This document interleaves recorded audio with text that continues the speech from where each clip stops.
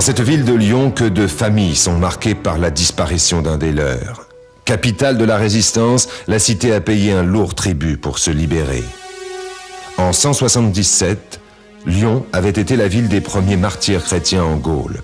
Blandine, le diacre Sanctus, l'évêque Potin, Alexandre. L'amphithéâtre en garde les traces.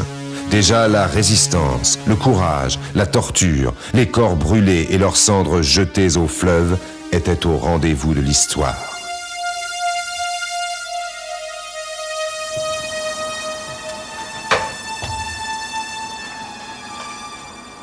Mais comment la France s'est-elle laissée enfermer dans ce drame? Et comment les catholiques ont-ils réagi à l'oppression nazie? Première arme inédite, le Stuka va faire parler de lui.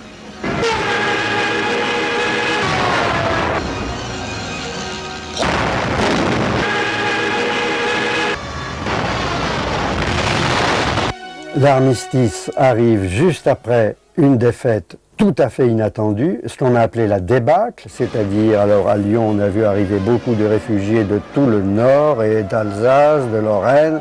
La débâcle, c'est cette fuite sur les routes de beaucoup de Français par crainte de l'invasion allemande. Donc, les Français et les catholiques avec eux sont traumatisés. La République semble avoir disparu, s'est effondré, les fonctionnaires, le gouvernement, la vie économique est arrêtée et on a l'armée étrangère. On va penser surtout à reconstruire une France derrière le maréchal Pétain, avec lui. Alors, du coup, on va oublier ce qui semblait prioritaire quelques mois auparavant, qui était la lutte contre Hitler et Staline, contre les deux totalitarismes antichrétiens que Pie XI avait condamnés. Certes, dès le 18 juin, à la radio de Londres, le général de Gaulle appelait les Français et les Françaises à résister à l'ennemi. Mais de fait, dans tout le pays, une longue nuit commence. La liberté et la conscience sommeillent. Le courage et la lucidité ne sont pas au goût du jour. La France s'en remet lâchement au maréchal Pétain. Héros de la guerre 14-18, grâce à la victoire de Verdun, celui-ci prône une révolution nationale qui a toutes les allures d'une restauration d'un État chrétien. Dans ce contexte, les évêques représentent une force. Qu'en feront-ils ?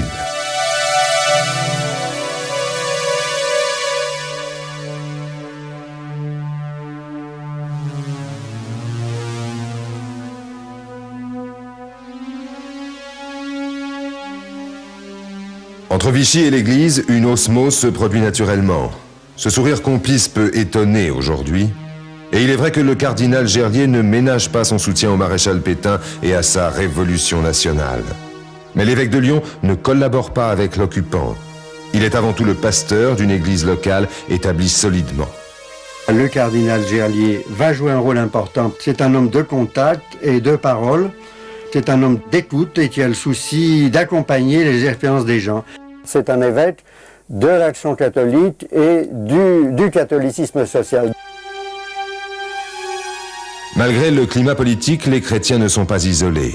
Une jossiste comme André Brevet, qui sera arrêté et déporté au camp de Ravensbrück, a réfléchi, agi et prié durant des années avec les autres filles de sa section de la JOCF.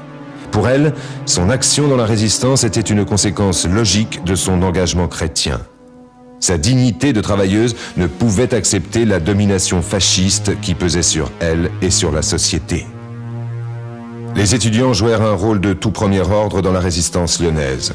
Réunis par la CJF, la JEC et les clans routiers universitaires, ils se forgèrent un jugement chrétien sur les problèmes du jour et s'initièrent à l'exercice de la responsabilité civique.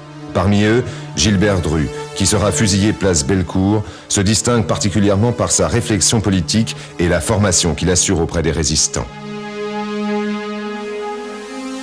À Lyon, les jeunes et la résistance avec eux ont profité d'un bouillonnement social et intellectuel absolument exceptionnel, avec des penseurs comme Henri de Lubac, Stanislas Fumet, Emmanuel Mounier, Joseph Ours, André Mandouze, Henri Marroux, le pasteur Roland de Pury et des institutions comme la Chronique sociale et la revue Esprit. J'ai trouvé des documents intéressants à la Chronique sociale. Je commence à repérer des visages de résistants. Je découvre peu à peu leurs objectifs et leurs méthodes. Non, toujours rien sur le disparu de la famille. La chronique sociale ou la chronique sociale de France, qui a été fondée un peu avant 1900 par Marius Gonin, ça a la particularité d'être à la fois très dévoué à l'Église, très fidèle, et spécialement fidèle au pape, à la jésuitière.